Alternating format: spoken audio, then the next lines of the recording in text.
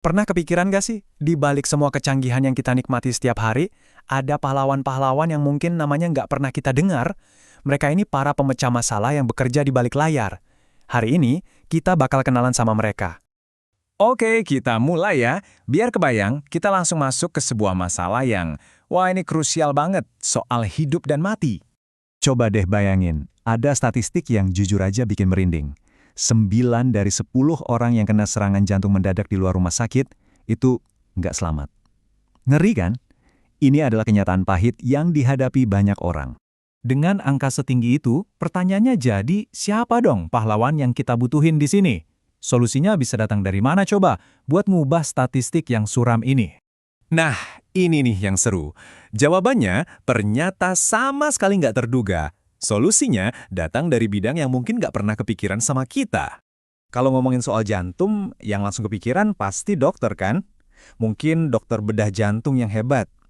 Tapi pahlawan di cerita ini ternyata bukan. Dia seorang insinyur elektro. Hah? Gimana ceritanya coba? Kenalin, namanya William Cowenhoven. Dia ini insinyur yang menerapkan prinsip-prinsip kelistrikan buat nyiptain solusi medis.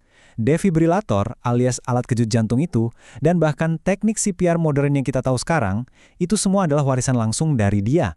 Dan tahu nggak apa yang bikin dia makin luar biasa? Pak Cowenhoven ini nggak pernah mematenkan penemuannya sama sekali. Dia memberikannya begitu saja untuk kemanusiaan. Karakter yang benar-benar mengagumkan. Tapi cerita ini bukan cuma tentang Cowenhoven seorang loh, kisahnya dia itu kayak cerminan dari semangat inovasi para insinyur di mana-mana, yang terus-terusan cari cara buat bikin dunia kita jadi lebih baik. Coba kita lihat perjalanannya ya. Dulu, ada jenius kayak Nikola Tesla, yang ngasih kita fondasi listrik modern.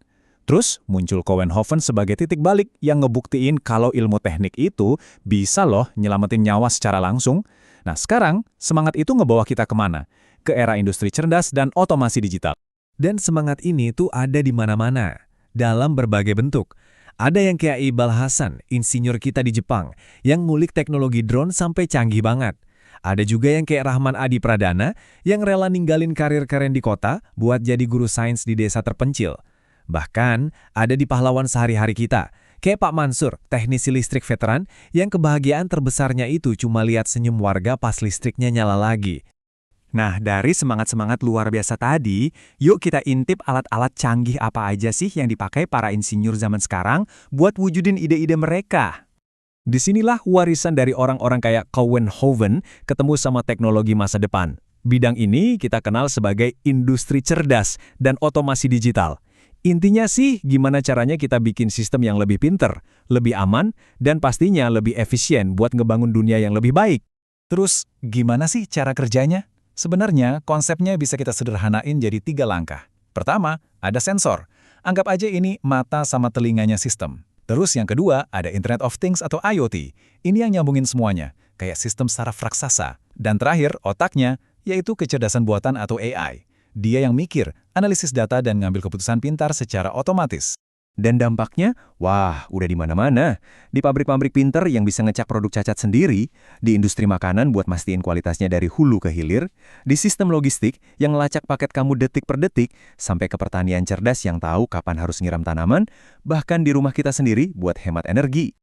Oke, kita udah lihat pahlawan-pahlawan di masa lalu, kita juga udah lihat teknologi canggih masa kini, sekarang giliran kita ngomongin kamu.